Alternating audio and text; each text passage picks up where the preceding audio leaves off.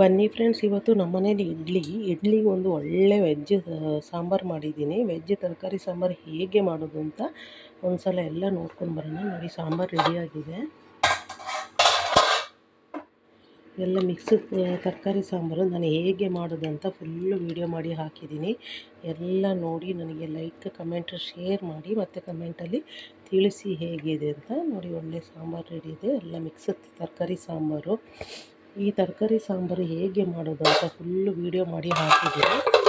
ಆ ವೀಡಿಯೋ ಒಂದು ಸಲ ಫುಲ್ಲು ನೋಡ್ಕೊಬನ್ನಿ. ನೋಡಿ, ಸಾಂಬಾರು ಜೊತೆ ಚಟ್ನಿನೂ ಮಾಡಿದ್ದೀನಿ. ಚಟ್ನಿನೂ ರೆಡಿಯಾಗಿದೆ.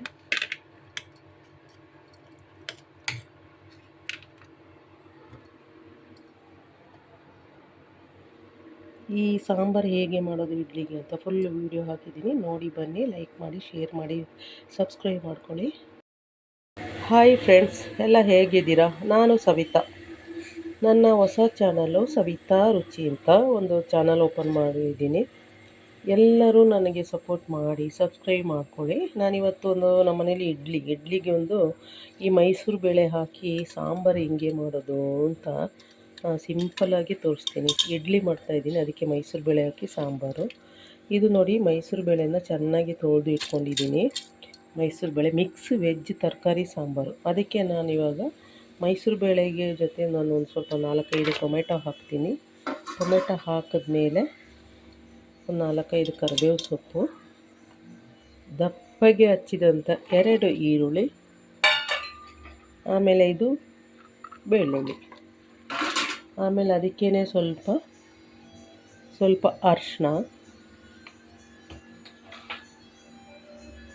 ಸ್ವಲ್ಪ ಜೀರಿಗೆ.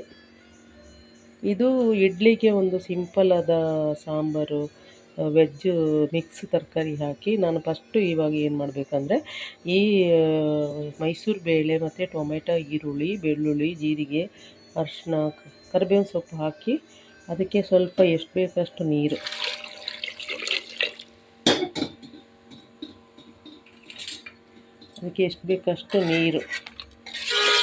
ನೀರು ಮಿಕ್ಸ್ ಮಾಡಿ ಇವಾಗ ಇದನ್ನು ಚೆನ್ನಾಗಿ ಮಿಕ್ಸ್ ಮಾಡ್ಕೊಳ್ಳಿ. ಮಿಕ್ಸ್ ಮಾಡಿ ಏನು ಮಾಡಿ ಅಂದರೆ, ಒಂದೇ ಒಂದು ವಿಸಿಲ್ ಕೂಗಿಸ್ಕೊಳ್ಬೇಕು. ಒಂದೇ ವಿಸಿಲ್, ಆಮೇಲೆ ತರಕಾರಿ ಹಾಕಿ ಒಂದು ವಿಸಿಲ್. ನೋಡಿ, ಇವಾಗ ಕುಕ್ಕರು ಮುಚ್ಚಳ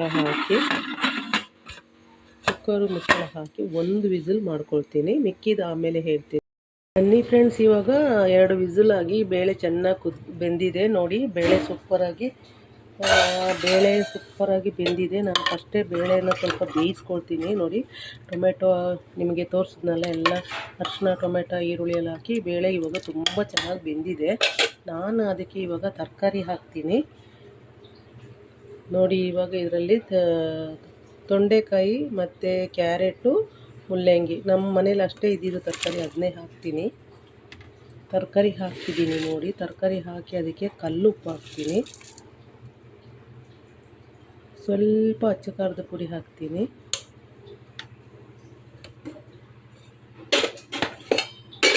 ಆಮೇಲೆ ಸಾಂಬಾರು ಅಂದರೆ ಸಾಂಬಾರು ಪೌಡ್ರು ಬೇಕೇ ಬೇಕು. ಇದು ಮನೇಲೇ ಮಾಡಿದ ಸಾಂಬಾರು ಪೌಡರು, ಅದೊಂದು 2 ಸ್ಪೂನ್ ಹಾಕ್ತೀನಿ. ಇಡ್ಲಿಗೆ ಸಾಂಬಾರು ಇದು. ನೋಡಿ, 2 ಸ್ಪೂನು ಸಾಂಬಾರು ಪೌಡ್ರ್ ಹಾಕಿದ್ದೀನಿ.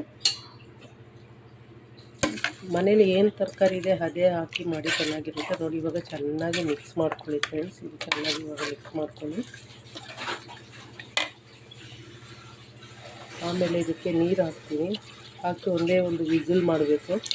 ನೀರು ಹಾಕಿದ್ಮೇಲೆ ಒಂದೇ ಒಂದು ವಿಸಿಲ್ ಮಾಡಿಕೊಳ್ಬೇಕು. ಚೆನ್ನಾಗಿ ಮಿಕ್ಸ್ ಮಾಡಿ.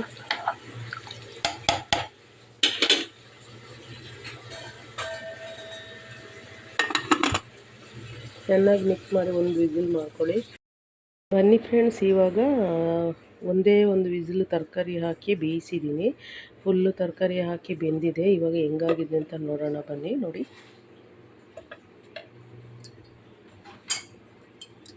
ಬೇಳೆ ಜೊತೆ ಮಿಕ್ಸ್ ತರಕಾರಿ ಹಾಕಿ ಒಂದೇ ಒಂದು ವಿಸಿಲ್ ಹಾಕಿದ್ದೀನಿ. ಚೆನ್ನಾಗಿ ಇವಾಗ ಅದು ಎಲ್ಲ ತರಕಾರಿ ಬೆಂದಿದೆ. ನಾನು ಕೊನೆಗೆ ಇವಾಗ ಅದಕ್ಕೆ ಕೊತ್ತಂಬರಿ ಸೊಪ್ಪು ಹಾಕಿ ಒಂದು ಒಗ್ಗರಣೆ ಹಾಕ್ತೀನಿ. ಒಗ್ಗರಣೆ ಹಾಕಿದ್ರೆ ಮುಗಿಯಿತು. ಇವಾಗ ಕೊತ್ತಂಬರಿ ಸೊಪ್ಪು ಹಾಕಿ ಚೆನ್ನಾಗಿ ಮಿಕ್ಸ್ ಮಾಡ್ಕೊಳ್ಳಿ. ಈ ಕಡೆ ಎಣ್ಣೆ ಇಟ್ಟಿದ್ದೀನಿ. ಎಣ್ಣೆಗೆ ಸಾಸಿವೆ ಹಾಕ್ತೀನಿ ಫ್ರೆಂಡ್ಸ್. ಆವಾಗಲೇ ನಾನು ಬೇಯಬೇಕಾದ್ರೇ ಬೆಳ್ಳುಳ್ಳಿ, ಸ್ವಲ್ಪ ಈರುಳ್ಳಿ ಕರಿಬೇವಿನ ಸೊಪ್ಪೆಲ್ಲ ಹಾಕಿದೆ. ಇವಾಗ ಸಾಸಿವೆ ಹಾಕಿದ್ಮೇಲೆ ಒಂದು ಚೂರು ಹಿಂಗೆ ಹಾಕಿ, ಸಾಂಬಾರಿಗೆ ಹಿಂಗೆ ಹಾಕಿದ್ರೆ ಚೆನ್ನಾಗಿರುತ್ತೆ. ಹಿಂಗೆ ಹಾಕಿದ್ಮೇಲೆ ಒಂದು ನೋಡಿ ಈ ಒಣಮೆಣಸಿನ್ಕಾಯಿ ಕರಿಬೇವು,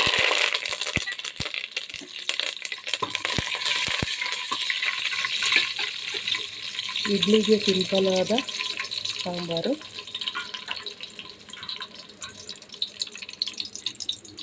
ಅದೆಲ್ಲ ಬೇಳೆ ಜೊತೆ ಮೈಸೂರು ಬೇಳೆ ಹಾಕಿರೋದು, ತೊಗರಿ ಬೇಳೆ ಎಲ್ಲ.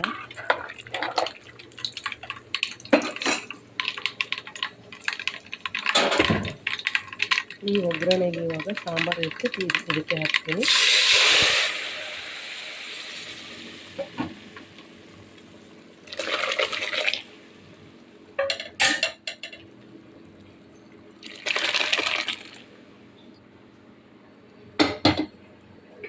ಬಿಸಿ ಬಿಸಿಯಾದ ಸಾಂಬಾರು ರೆಡಿಯಾಗಿದೆ.